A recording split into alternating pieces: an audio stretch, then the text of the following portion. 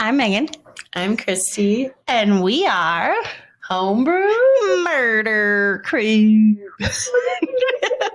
Microbrew. A microbrew. A microbrew. A microbrew. Anyways, hi guys. We are here to bring you a microbrew. So, yeah, we're here to bring you a microbrew. And I'm like, maybe you have already checked out our full-length episode. Chrissy brought us a riveting episode about... Can I say what it's about? The Brothers Grimm. Oh, it's fucking beautiful. It was a history lesson. If you thought those fairy tales were fucking sweet as pie, I beg your finest pardon. They are fucked and they are not meant for child consumption. No, they're not. And they were never written for children. They were That's the wild thing. meant to be for child consumption. Never. But they were switched that way by Disney and Thanks, others. Disney. But anyways, we're not here to discuss that. No. If you want to listen to us discuss that, head on over to wherever you find us on your podcast listening platforms and listen to the full-length episode about the Brothers Grimm that Exactly. Christy just brought us, which you guys will get to listen to early. You probably already found it. You probably already listened to it. If you listen to this, I'm sure you listened to that. Click, clack, and found it already. Why are we talking like this? I don't know. I don't know. What do you got for us? Something fucking happens when Something clicked and it clicked wrong. yes, And then we went rogue. yeah. But This is a micro brew, so I am not going to do a trigger warning, but this is a true crime episode. yeah. Which it's been a while. No, I know. I mean about the Beaumont children, but that was a missing person. But this is a true crime. Back to our roots. Yeah. So we're just gonna get right to it, and I'm bringing you a story about a Sarah Gonzalez-McLinn. So Sarah Gonzalez-McLinn was born and raised in Topeka, Kansas. Oh, Topeka. Topeka, yeah, Kansas. I've never been there. no, but Like, we know I the just name. love Topeka. Topeka. Me It too. sounds so good. Yeah, It sounds reminds- like Topanga. Which, by the way, Yeah. I also want to, I know Topanga is not this person, but it just reminds me that, Thatchenberg, that girl, Thatchenberg. the girl What's her name? Oh, what one? What's her name? Laura Birch? No, Thatchenberg. Thatchenberg. She died. Oh, Michelle Trachtenberg. Thatchenberg. Thank you. Yes. Suspicious. Yeah. Well, apparently Ish. she had a liver transplant or something, and her body was rejecting it. Oh, okay. And so they less think that she suspicious might have than- died from complications Oh. from that. Less suspicious. But if it does turn out to be sus, we will tell you about it. Less sus on Gene Hackman. Yeah. Gene Hackman, guys. Well, if you want to hear our breakdown on that, you have to enter into the Brothers Grimm. You have to enter into. Oh yeah, We talked about it on our last episode. Grimm, So yeah. go listen to Yeah. Brothers Grimm. Yeah. Okay. Okay, And go. come back if you feel Go. like it. Okay. So Sarah Gonzalez-McLinn, she was born and raised in Topeka, Kansas. Sarah's childhood was marked by instability and trauma. Yeah. But sounds about the same. between the ages of 3 and 5, Sarah was alleged. I say allegedly because We don't have evidence. of this. She was allegedly sexually molested by a neighbor. Her parents also divorced when she was young, adding to the instability and stress in her life. This early trauma is believed to have had a profound and lasting impact on her. Yeah. She attended numerous different schools throughout her childhood as well. She moved around a lot, further disrupting her sense of stability and belonging. Sarah was homeschooled for a period as well, which may have contributed to the difficulties that she faced with social interaction and forming stable relationships. When Sarah was 14, she began working at a local pizza place called Cece's Pizza Restaurant. And I'm sorry, what year is this? Oh my God. Did I put the year in here? Did I'm sorry. Oh, wait. Okay, so she's 19 in 2014. So when she was 14 years old. Oh my God. Where's my story? She was 19 and when? In 2014. Mm. What the hell is going on? Where did my episode go? What the hell? I refresh this shit.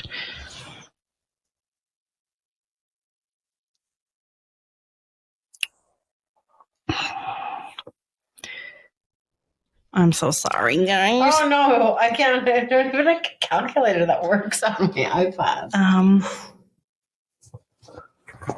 Woo! I'm sorry to ask such a difficult question. That's okay. Calculator.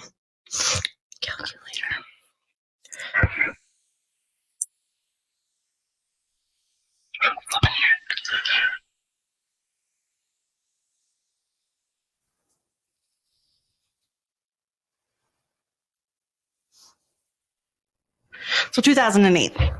So in 2008, when she was 14, she began working at Cece's Pizza restaurant, where she met and established a connection with the owner, Harold Sacco. Sacco went by the name of Hal. Harold Sacco went by the name of Hal, who was in his 50s. When Sarah was 16, so 2 years later, so 2010, she was raped by an older acquaintance who had also burned her with cigarettes, leaving physical and emotional scars. Around this time, Hal had offered Sarah a room in his home because she'd been kicked out of her mom's place. Her parents' place, her mom's place. Sarah was said to have viewed Hal as a father figure. Oh, I don't like where this is going. Mm-hmm. Hal offered Sarah support and stability, something that she desperately craved. While initially appearing supportive, Hal's behavior towards Sarah became increasingly controlling and manipulative. He started by isolating her from her friends and family, limiting her contact with the outside world, and making her more dependent on him for emotional support. So you got to keep in mind, she's living with him, but she's also working for him. Because he was how many years older than her? She was, at this point, she's 16, and he's in his early 50s. He was like 54 at the time that she was 19. Yeah. So he took control of Sarah's finances, saying that he was helping her and trying to teach her how to be financially. And she does she not have a relationship with her parents? No, she got like heavy into drugs at an early age. She got kicked out of her parents' house. She's working at a pizza place full time at 14 years old. I mean, that's like, yeah. Yeah. So he took over her finances, and then he started confiscating her paychecks. Like he's her boss. So he started like not paying her, saying that garnishing. Yeah. Saying that she owed him money for various expenses like rent and gas and car repairs, et cetera, creating a financial dependency that made it extremely difficult for her to leave. He inflated the alleged debt that he owed her. So he owed her. Sorry, that she owed him. Oh, okay. So he would be like, the debt you owe me now is at like $14,000. She is a child. Yeah, exactly. She doesn't owe a debt to anybody. Yeah. 14 years old is a child. Yeah. So this further solidified her financial reliance on him. Yeah. He would threaten to sue her and ruin her credit if she left, instilling fear and making her believe that she would be homeless and destitute without him.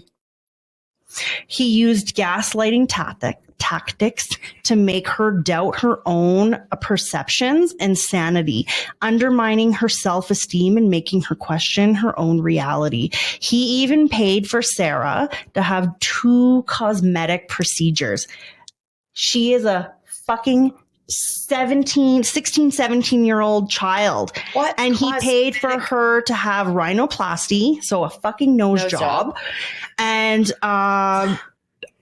butt implants. Okay. I beg your finest pardon. Yes. Okay. And then added the money, like he paid for these, and then added that to the debt that she owed him. Oh my God. Yeah. So he's like, I want you to have this and I'm going to pay for it, but you're going to owe me. Yes. So she was reportedly hesitant and uncomfortable about having these procedures. What fucking surgeon allowed her to have them? But she felt pressured and coerced by Hal into undergoing them. He pried on Sarah's insecurities, convincing her that she needed these procedures to be more attractive and desirable. He then added the costs, like I just said, to the debt that she owed him, further trapping her in a cycle of financial dependence. He used coercion and threats to manipulate her into doing things she didn't want to do, including sexual acts and undergoing the cosmetic surgery that we just spoke about. Hal repeatedly raped and sexually abused Sarah, using his position of power and her dependence on him to exploit her. Hal instilled fear in Sarah, making her believe that she was incapable of surviving on her own and that leaving him would have dire consequences. Who the fuck is this guy? I want to look at his stupid fucking face. Hal was aware of Sarah's troubled childhood and past traumas, and he used this knowledge to manipulate and exploit her vulnerabilities. What's his name? Harold Sacco. Harold. How do you spell Sacco? S-A-S-A-S-K-O. S-K-O. Harold. S-A-S-K-O. Yes. For everybody else out there. Yes. Okay, go ahead. So Hal exerted control over Sarah. Yeah. In a multifaceted and insidious manner, creating a web of dependence and fear that ultimately trapped her in a deeply abusive situation. Hal's nasty ass motherfucker. Yeah. Hal's abuse had a devastating impact on her mental health, exuberating her existing trauma and contributing to her feelings of helplessness and despair. His control stripped Sarah of her agency and autonomy, making her feel trapped and powerless to escape the situation. His manipulation distorted her perspective on reality, making her question her own judgment and sanity. And this is what people do when they groom you. Exactly. This is grooming. This is like, it's... I don't know enough about this to actually have a stance on it or anything like that. But like, if you are experiencing something in the extent that if you're listening to this, somehow, or you share this with somebody, and you are a minor who is experiencing an older man who is telling you who you are, what you're worth, and what you're supposed to do. This is grooming. Yeah. And you need to find resources. Yeah. Which I'm sure we will share. Yes, absolutely we will. So this whole cycle went on for years. So when Sarah was 19, so in January 2014, Sarah bought a rabbit from a pet store in Lawrence, Kansas. This is trigger warning. Ugh. Trigger warning, guys. Why is now a trigger warning? Because it involves animal cruelty. So she bought a rabbit. She then killed this rabbit with a knife, skinned it, and planned to cook it and eat it. She just in the middle of his kitchen, humming away, bought this rabbit from a pet store. Is she trying to like deter him? I don't know what her plan was, but it is just one example of many of her deteriorating mental health. Hal's nephew, who had witnessed it, his Greg, had witnessed the skin rabbit in the refrigerator and Sarah's demonstration of how she killed it. She was preserved it. Yeah. He was refrigerated it. Yeah. Okay. He was alarmed by her behavior and described her as having problems. Mm-hmm. Sarah explained that she killed the rabbit to learn to self-survive. Mm-hmm. That's what the nephew said. She said. Hal allegedly chose to handle the situation, the alarming situation, on his own. So on the morning of January 14th, 2014, Hal sent Sarah a text apologizing to her. The text is a real text that is in the case file. There, he was apologizing for trying to sleep with her again.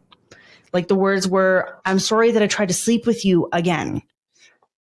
How about you just fucking die? Yeah. So she responded back to that text just by asking him if he would be home that evening, which he said that he would. So on that night, January 14th, 2014, Hal arrived home where Sarah was cooking dinner. Mm-hmm. She offered him a beer.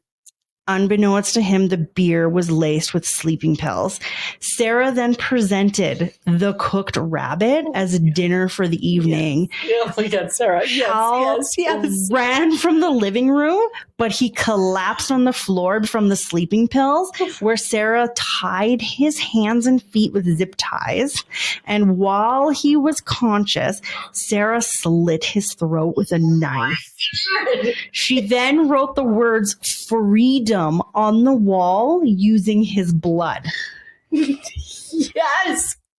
Fucking queen. Yes. Yes, queen. She then fled the scene. Meaghan, I was not expecting this. This needs to be released to the wild. I know. It's so good. I was but oh my God. It's I just want to point out that this is one perspective of this case. So she fled in his car. 3 days later, on January 17th. But, I mean, this is one perspective of this case. However, the only perspective that we should really be concerned about is the perspective of the ages. Exactly. That's what I was saying. So we're going to get there. Let me just get to that part in my story. And then I've got some opinions about this. Okay. So 3 days later, on January 17th, 2014, Hal was found dead in his home. It was described as a brutal homicide. He was nearly decapitated. Sarah had driven to Florida in Hal's stolen car, where she was eventually apprehended by park rangers in Everglades National Park for being in the park after hours. Sarah was arrested and brought back to Kansas to face charges. During the interviews recorded with the investigators, she appeared emotionless and said she had said she wanted to know what it felt like to kill someone. Mm-hmm. So what was I going to say here? So she was initially reported as missing, after he was found dead. She wasn't immediately they were Sarah did this. They reported her missing. And then who reported her missing? Her family. She did have contact with her mom, I believe it was. And her mom even was like, Hal was so good for her and blah, blah, blah. That's why I live with him. Blah, blah. That doesn't matter. Okay, I'm sorry, but if you're 14 years old. Yeah. If you are 16. if you are under the age of consent, it is not consensual. And you are what? The hell is 35? 50. Ew. He's 54 in 2014. Oh my God. So, but Okay, so the trial began in March 2015. Yeah. The prosecution argued that evidence of the abuse Sarah suffered was irrelevant to the question of her guilt in the murder of Harold Sacco. She is underage, and she was being raped. She was being. All the other rape, though, didn't happen until she was older. Like, she was living with him from the time she was 16, and this happened when she was 19. So, but not trying to justify it. So she was being groomed. Exactly. Groomed. Yeah. Obviously. Yeah. Because you're living with a man who is not your family member, and he thinks this is okay. No. There's problems there. Yeah. And she knows. Yeah. So she's gonna fuck around and find out. Yep. So they argued it was irrelevant to whether she was guilty of his murder, which I'm gonna also point out, she didn't ever deny that she killed him. So they claimed that introducing such evidence of her abuse she suffered from him, by the way, would only serve to generate sympathy for Sarah and distract the jury from the fact of the case. The judge agreed. No! The judge agreed with prosecutor and ruled that evidence of her abuse was inadmissible. I need to go. Their reasoning was that it was based on the legal principle that evidence must be relevant to the case to be admissible. The judge determined that the abuse evidence was not relevant to the issue of Sarah's guilt. Then can we start another case then about Sarah's abuse? Well, Can we get there? Yes. Okay. They also argued that Sarah planned and executed the murder of Hal, that Sarah's actions were deliberate, and that she understood the consequences that emphasized the gruesome nature of the crime. I'm sure her actions were deliberate. Yeah. However, I'm sure they were done out of absolute. Yeah. What else am I supposed to fucking do? I know. You know? Yeah. The defense attempted to introduce evidence of battered women syndrome to explain Sarah's actions, but this was also disallowed by the judge. This legal defense is often used in cases where a woman kills her abuser, arguing that the abuse led to a state of learned helplessness and fear that ultimately resulted in the killing, just like this. The defense presented evidence of Sarah's childhood trauma, including the sexual abuse and difficult family life. They argued that this led to mental health issues, including dissociative identity disorder, so DID. A psychologist testified for the defense, stating that Sarah was suffering from DID, depression, and PTSD at the time of the murder. The jury was not given a complete picture of the circumstances surrounding the murder. They were unaware of the extent of the abuse Sarah had suffered at the hands of Hal and how it might have influenced her actions, and they did not believe the defense's not guilty by reason of mental disorder or defect defense, and they found her guilty of first-degree murder. On September 4th, 2015, before sentencing, Hal Sacco's brother, Tom Sacco, addressed the court.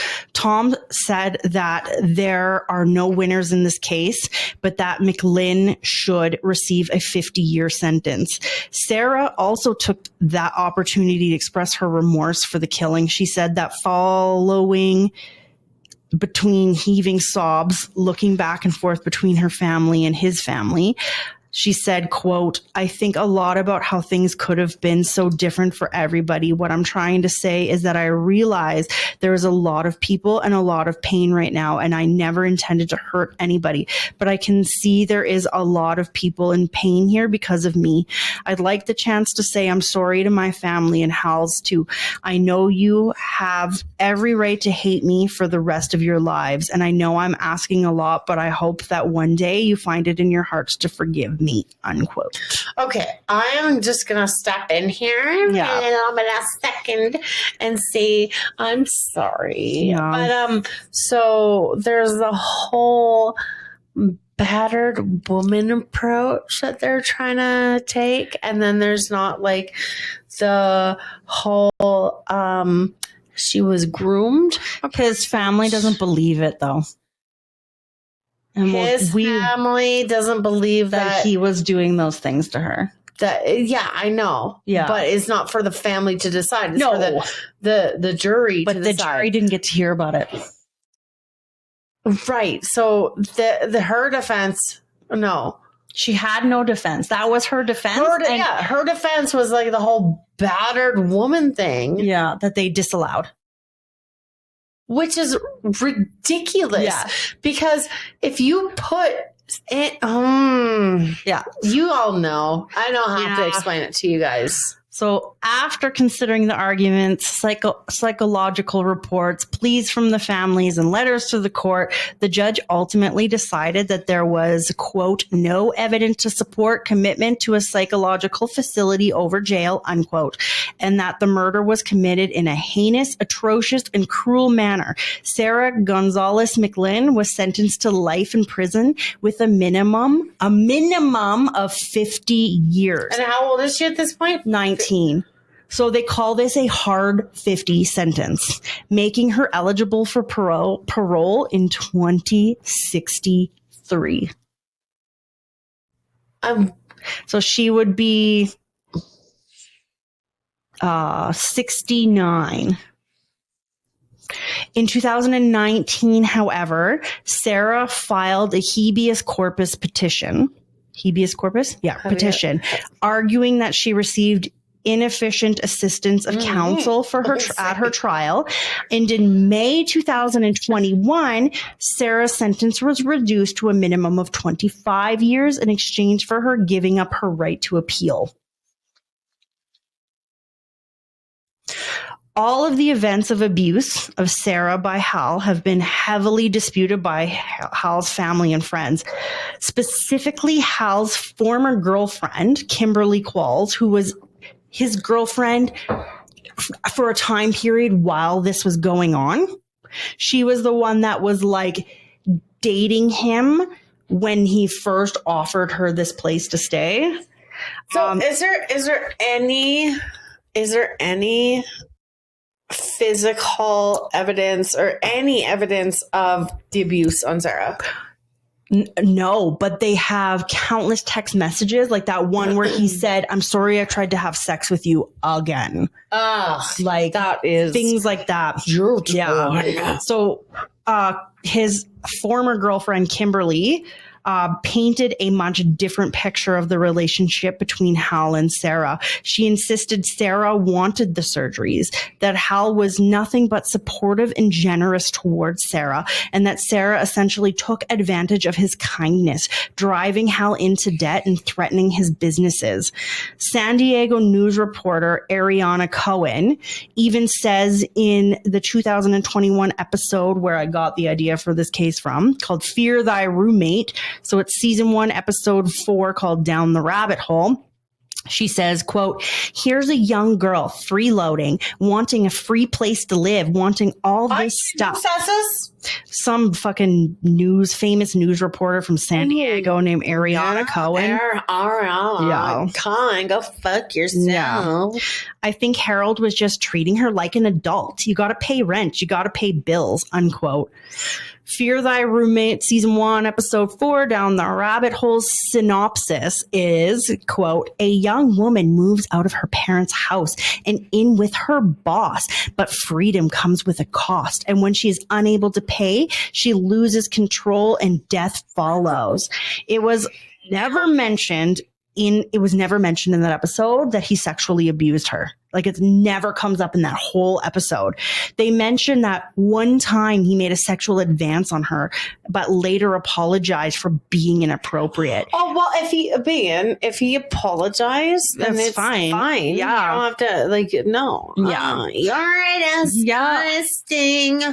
So, it's not exactly clear when this episode of Fear Thy Roommate was filmed. It didn't come out It didn't come out until 2020 something, but it was definitely before 2019. So before she got her sentence reduced, because at the end of it, they only talk about the hard 50 sentence that she got.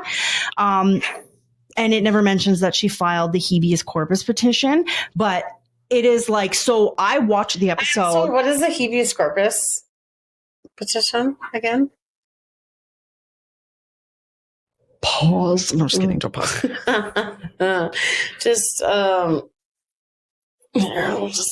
Habeas corpus is a legal procedure that allows someone to challenge the legality of their detention or imprisonment. The terms comes from a Latin phrase meaning you should have the body.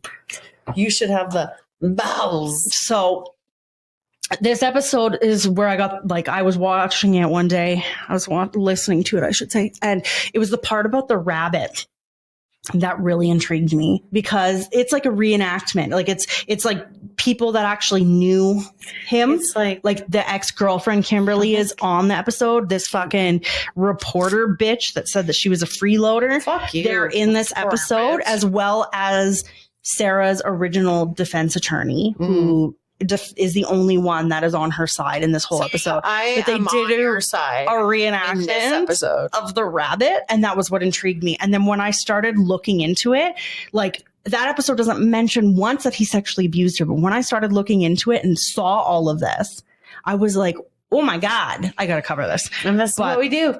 So in December of 2022, a group of advocates filed an application for clemency on Sarah's behalf, arguing that she was a victim of abuse and that her actions were a direct result of the trauma she suffered. Citing the exclusion of the abuse evidence led to an unfair verdict. They argue that the jury's verdict was based on an incomplete understanding of the case and that Sarah deserves a reduced sentence considering the abuse she endured. This is still ongoing. The Kansas governor has yet to decide on Sarah's clemency application, but we will keep you posted. But my personal opinion on this is, when you read about this, there is never, like, nobody should read about how this 50-year-old man took this 16-year-old girl into his house, paid for her to get butt implants and a nose job, and somebody just did it out of his kindness of his heart. The government. My boyfriend who loves me wouldn't buy me butt implants. The government doesn't actually protect you. No, they don't. So that is... My husband wouldn't buy me butt implants. Do you know what I do instead? I squat every time my son says mom, or my husband says, where's my phone? Yeah. And then we've talked about that already. We have, yeah. Meaghan. I know, isn't that fucking wild? Oh my God. And like the rabbit thing, like... She's definitely not mentally stable, but she lived with this man for like... So she's not also legal age to be like... If your parents want to put you in the custody of somebody else who's legal age, that's one thing. But if you run away or whatever, what have you, you are an old ass man. Even if she is, you know what the fuck you're doing, and you know that it's probably the girlfriend defending him is the part that really like. I'm sorry, your boyfriend who's in his 50s is living with a 16, 17, 18, 19-year-old woman, and you're like defending him. It's giving ill. Ew is right. Big time yuck. And he bought her a nose job and butt implants. Like, if Martin would be like, I bought this 17-year-old girl butt implants and a nose job, I would be like, that was so generous of you. You're so kind. Like, wow. Really? Delusional.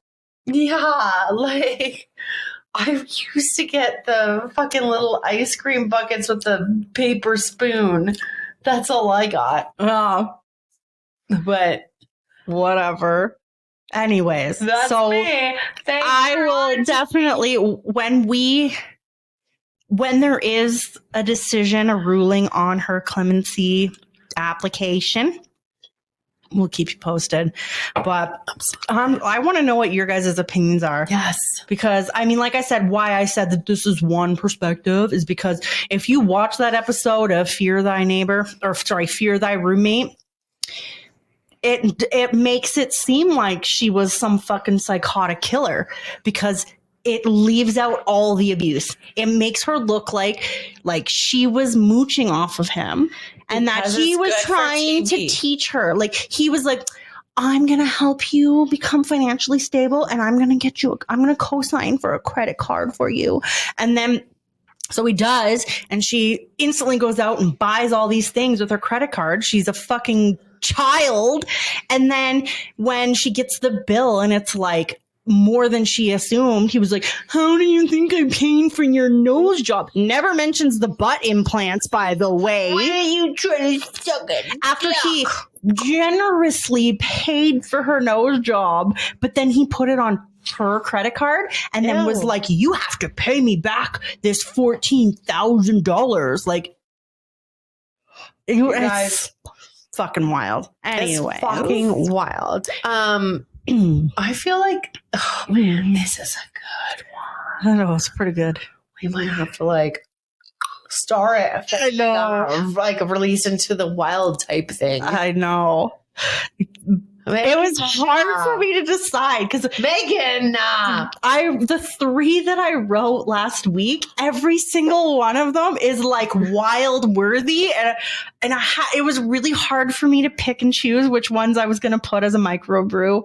And like next week's episode, also fucking fire. So at that one, I really wanted that one to be a full episode because I do have a 911 call to patch in for you guys. You heard it.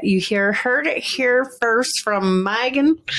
You need to, obviously, you're listening to this on Patreon right now. Yeah. So let everybody know how you love us and just share, not even the Patreon, just share our podcast. Give us 5 stars wherever you listen. Encourage your friends to give us 5 stars wherever you listen. Yes. And we can't wait to see you. Yes. Watch us again. I was on a roll, Meaghan. Yeah. We lost you there, Christy. We lost I you. was hoping you would take it on, but.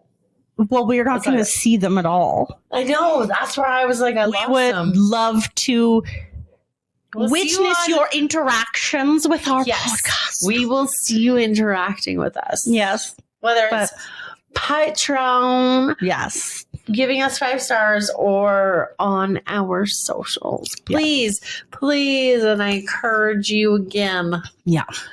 Give us some likes. Yes, please. Some shares. Do it all. Okay. We love you. We love you. Bye.